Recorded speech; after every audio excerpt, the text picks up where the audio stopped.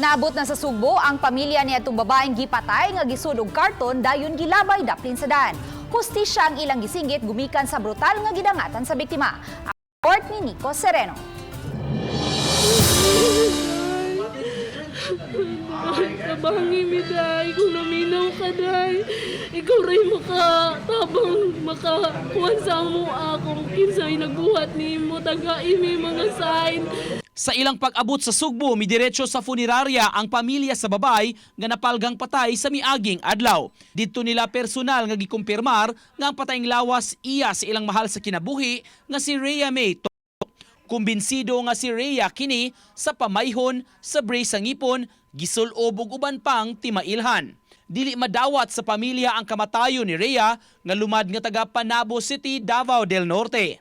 Dili mo kadarungan, mo brutal na kaayo.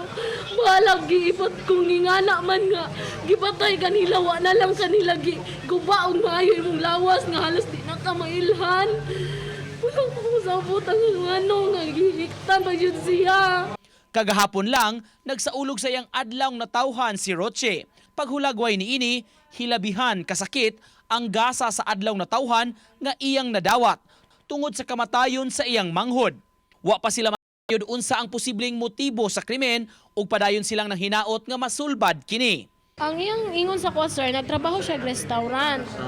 Wala man siya giingon nga dili ko okay, di ko happy diri sa trabaho, dili ko okay kay ang iyang ginachat sa mga okay man siya, okay good, pero mi mangumusta mi. Ang amahan ni Rhea nanawagan og hustisya gumikan sa iyang gidangatan nang hinaot sila nga manubag ang mga nagpaluyo sa kamatayon ni ini.